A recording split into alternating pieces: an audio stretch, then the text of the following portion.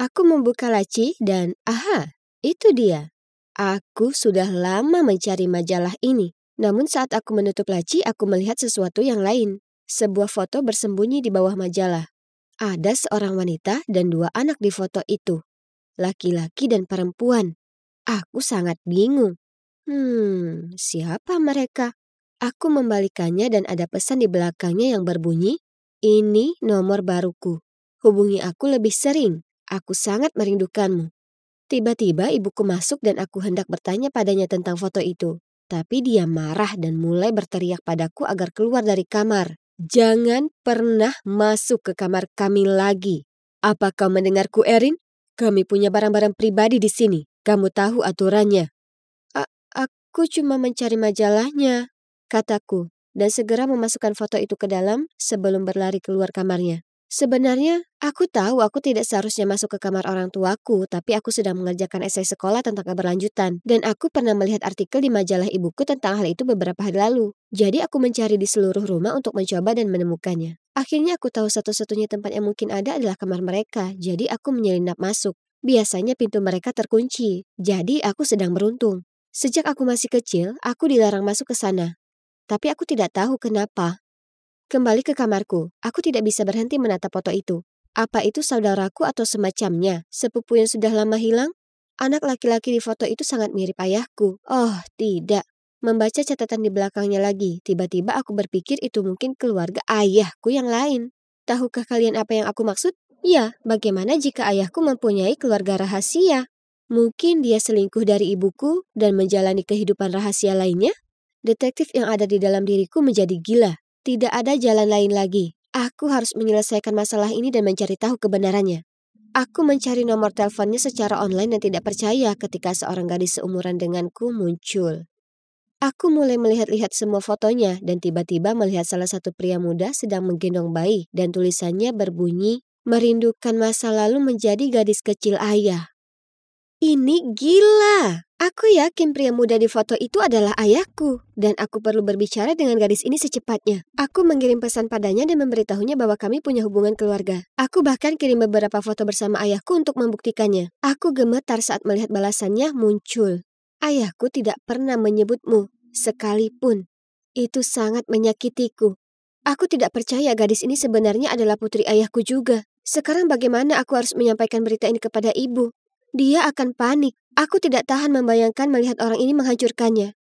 Jadi aku memutuskan untuk membereskan semuanya terlebih dahulu. Beberapa hari kemudian, ayahku melakukan perjalanan bisnis ke Boston. Lagi, dia selalu pergi ke Boston. Aku dulunya selalu percaya dia sangat sibuk di tempat kerja. Tapi sekarang aku tahu kebenarannya, karena putri rahasia ayahku sudah mengonfirmasi bahwa dia juga berasal dari Boston. Maksudku, tentu saja itu alasannya. Jadi aku bilang ke ibuku bahwa aku akan menghabiskan akhir pekan di rumah temanku. Dan saat ayahku pergi, aku naik taksi yang kutelpon dan meminta sopir untuk mengikutinya. Ketika kami sampai di Boston, aku melihat ayahku berhenti di luar rumah dan kemudian melihat sekeliling seolah-olah dia mengira dia akan tertangkap. Kemudian dia keluar dari mobilnya dan membunyikan bel pintu.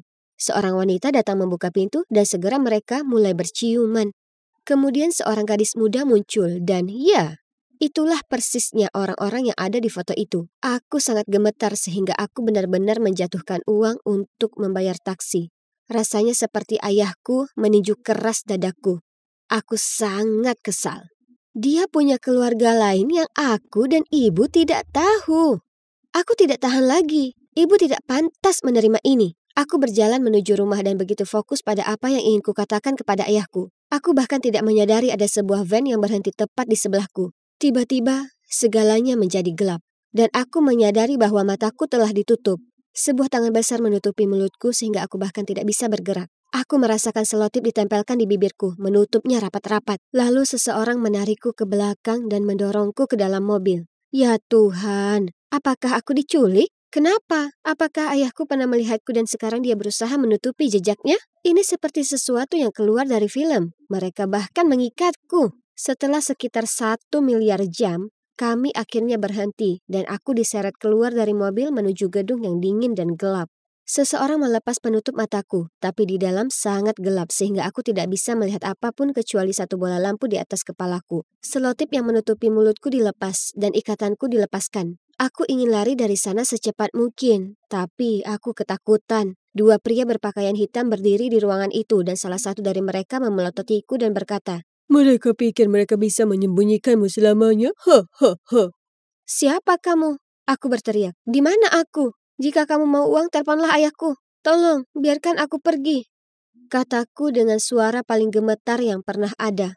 Jangan khawatir, kami tidak akan menyakitimu dan kami bahkan tidak membutuhkan uang. Orang tuamu lah yang kami mau. Dalam 3 minggu, mereka akan keluar dari penjara dan mereka harus datang ke sini untuk menjemputmu kembali. Maka kami benar-benar dapat menghukum kalian semua karena mengetahui terlalu banyak rahasia tentang kami. Aku tidak tahu apa yang mereka bicarakan. Penjara?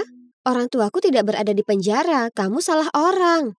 Salah satu pria itu hanya tertawa dan berkata, Sudah 12 tahun, namun kamu masih belum mengetahuinya? Lalu dia pergi sambil tertawa lepas. Apa? Apa yang mereka bicarakan? Semua ini tidak masuk akal. Ayahku seorang pengusaha dan ibuku seorang ibu rumah tangga. Ini semua adalah kesalahan besar. Pasti begitu. Mereka mengunciku di ruangan gelap itu. Aku mencoba berteriak dan menggedor pintu. Tidak ada yang mendengarku atau mereka mendengarnya. Mereka tidak peduli. Beberapa hari berikutnya adalah hari terburuk dalam hidupku. Aku tidak berpikir aku akan selamat. 2 kali sehari seseorang menyelipkan makanan ke bawah pintu, dan aku menghabiskan sebagian besar waktuku memikirkan cara untuk melarikan diri. Tidak ada jendela, tapi ada ventilasi udara kecil, dan jika aku bisa membukanya, kupikir aku mungkin bisa merangkak masuk dan keluar dari tempat yang menjijikkan dan kumuh ini. Beruntungnya aku, mereka memberiku garpu untuk makan dan perlahan-lahan aku menggunakannya untuk melonggarkan skru pada kisi-kisi ventilasi. Akhirnya pada malam ketiga, aku menunggu sampai semuanya sunyi senyap dan aku masuk ke dalam ventilasi. Aku merangkak masuk dan berhasil keluar. Aku berada di belakang gudang tua yang ditinggalkan. Dan saat aku berdiri untuk meregangkan kakiku, seseorang menutup mulutku dari belakang. Oh, tidak! Bagaimana bisa aku tertangkap begitu cepat? Tapi kemudian ku dengar suara. Shh, kamu baik-baik saja? Aku hampir berteriak. "Hah, itu ibuku. Bagaimana kamu menemukanku?" tanyaku. Tapi dia hanya meraih tanganku dan berkata, "Ayo pergi dari sini. Aku akan menjelaskannya." Kami memanjat melalui celah kecil di pagar, dan kemudian aku melihat mobil hitam di pinggir jalan. Aku mulai panik lagi, tapi ibu bilang itu untuk kami berdua.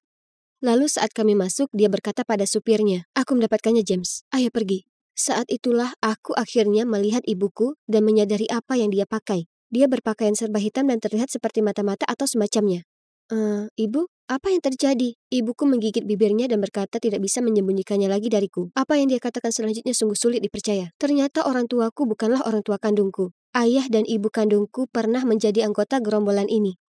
Tapi 12 tahun yang lalu mereka diberi tugas yang mustahil dan mereka menolak melakukannya. Jadi bos mereka mengatakan dia akan menyakitiku sebagai hukuman mereka. Orang tuaku tidak punya pilihan selain menyerahkan diri dan meminta perlindungan polisi untukku. Sebagai imbalannya, mereka memberikan informasi rahasia kepada polisi tentang gerombolan tersebut. Wow, aku kaget. Jadi, kamu bukan ibuku. Orang tuaku berada di penjara? Aku merasa kepalaku berputar. Bagaimana hidupku bisa menjadi begitu gila? Ya, mereka di penjara. Saat itu, polisi menyerbu markas mereka, namun bosnya berhasil melarikan diri. Itu sebabnya kamu dalam program perlindungan, karena kami tahu dia akan datang mencarimu. Ini keterlaluan. Aku tidak menginginkan kehidupan yang dramatis. Lalu aku tiba-tiba teringat ada lebih banyak drama. Bu, aku tahu ayah selingkuh, jadi aku mengikutinya ke sini ke Boston. Apa kamu juga mengikutinya? Maksudku, bagaimana kamu menemukanku? Ini sangat aneh. Ibu tidak terlihat sedih sama sekali. Dia berkata, sebenarnya dia tidak selingkuh. Wanita itu dan anak-anak itu adalah keluarganya yang sebenarnya. Kamu tahu, pada saat itu dia dan aku adalah 2 orang yang cukup memenuhi syarat untuk mengadopsimu. Jadi dia tinggalkan keluarganya untuk memasukkan kehidupan keluarga kita demi melindungimu. Itu semua bagian program perlindungan. Namun dia sangat merindukan keluarganya. Itulah sebabnya dia menemui mereka setiap akhir pekan. Maafkan aku, Erin. Kami tidak menyangka akan menjadi seperti ini. Saat kamu tidak pulang pada hari Minggu, aku menggunakan GPS yang kami pasang di ponselmu dan itulah caraku menemukanmu. Oke. Kepalaku semakin berputar. Bukan cuma mereka bukan orang tua kandungku, mereka bahkan bukan pasangan sungguhan. Ini benar-benar gila. Semua ini untuk melindungiku? Wow, dan ternyata hal itu berjalan cukup baik karena dengan melacakku, mereka menemukan tempat baru persembunyian bos. Dan sekarang polisi telah tiba dan dia akhirnya ditangkap. Sedangkan aku dan keluargaku, kami harus berpura-pura menjadi keluarga sungguhan untuk saat ini. Dan sebenarnya itu tidak terlalu sulit karena aku sangat mencintai mereka. Dan mereka telah mengorbankan 12 tahun terakhir hidup mereka untuk melindungiku. Aku akan selamanya berterima kasih kepada mereka. dan orang tua kandungku akan segera keluar dari penjara. Dan kemudian aku bertemu kembali dengan mereka. Aku tidak ingat apapun tentang mereka, tapi mereka juga mengorbankan nyawa untuk melindungiku. Jadi mereka pasti luar biasa.